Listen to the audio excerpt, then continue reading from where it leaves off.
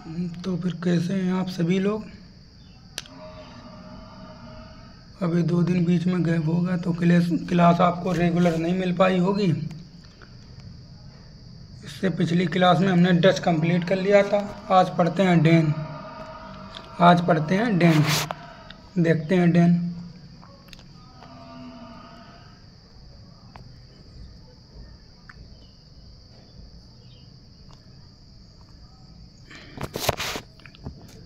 Dane Bharat आए 1616 ईस्वी में।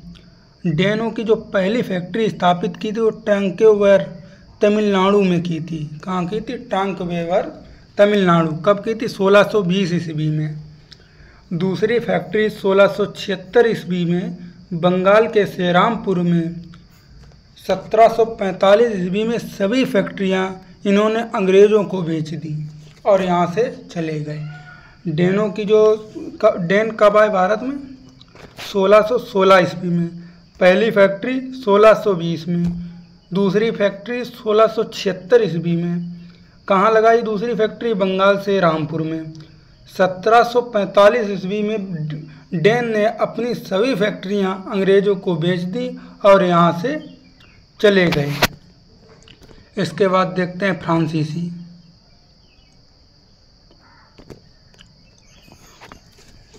फ्रांसीसी सम्राट लुई चार्मिन।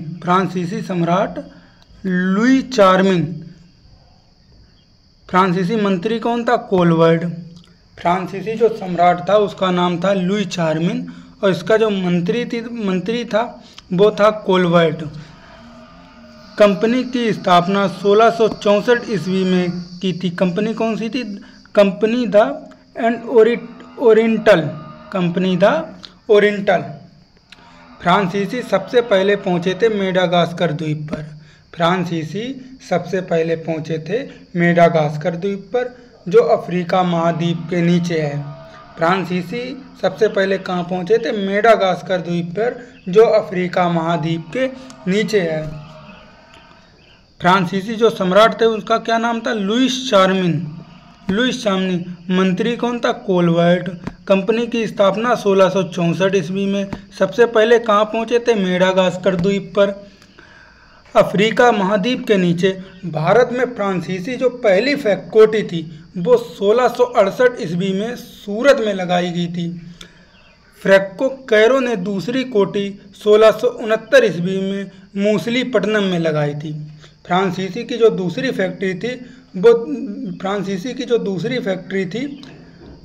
कोठी 1669 ईस्वी में मूसलीपट्टनम में लगाई थी।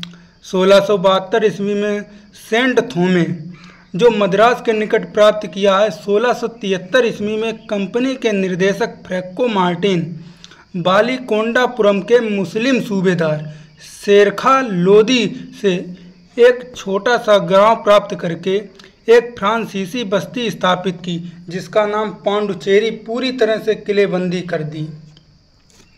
फ्रांसीसियों की जो पहली कोठी 1668 ईस्वी में कहाँ लगाई गई थी? सूरत में लगाई गई थी।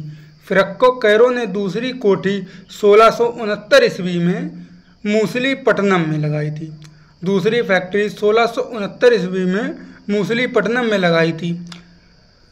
1672 ईस्वी में सेंट थोमी मद्रास के निकट, सेंट थोमी कहाँ पे? मद्रास के निकट प्राप्त किया था।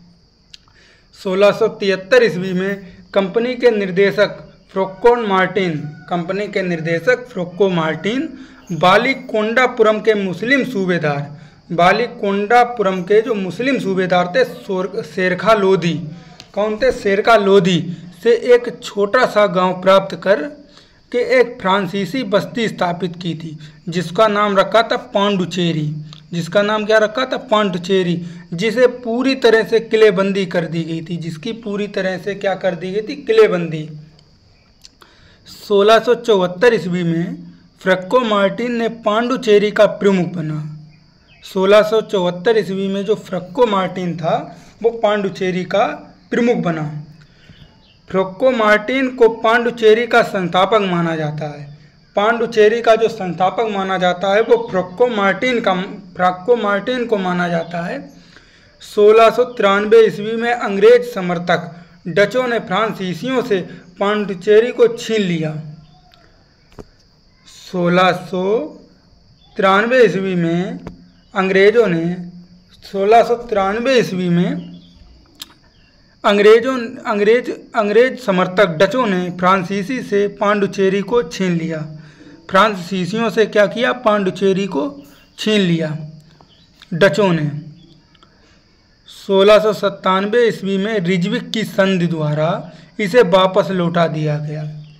पांडिचेरी को 1697 ईस्वी में रिजविक की संधि से वापस लौटा दिया गया। ये छीना किससे था? फ्रांसीसियों से। किसने छीना था? डचों ने। कब छीना था? 1693 ईस्वी में। किसके समर्थन से छीना था? अंग्रेजों के समर्थन से छीना था। और ये वापस कब मिला? 1697 में।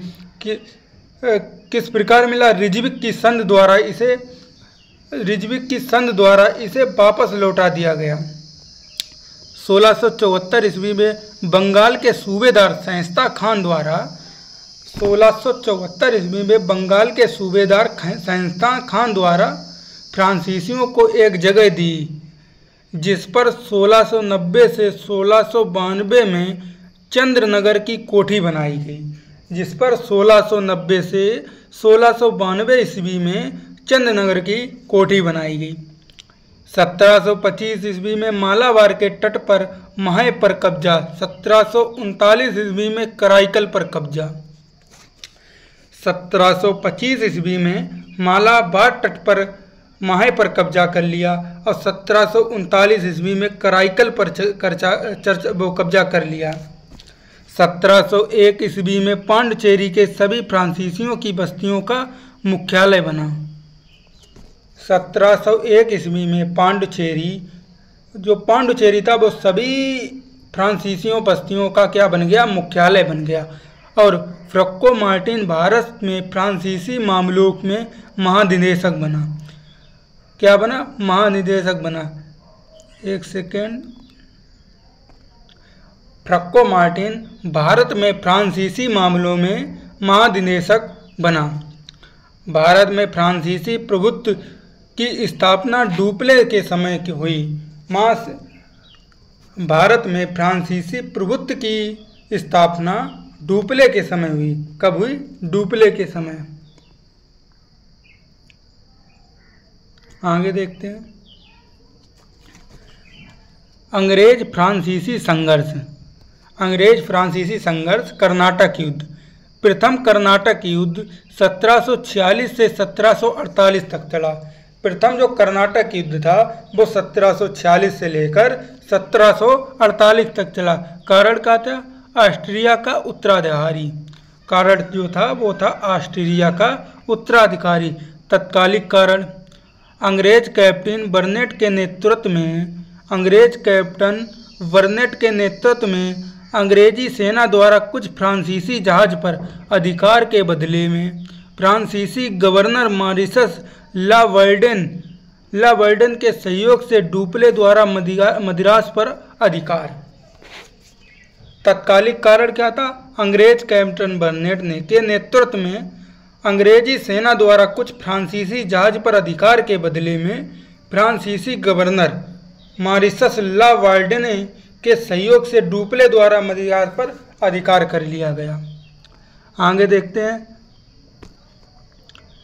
सेंट थोमे का युद्ध 1748 ईस्वी में। सेंट थोमे का युद्ध 1748 ईस्वी में, जिसे कर्नाटक युद्ध में सर्वप्रमुख युद्ध कहा गया।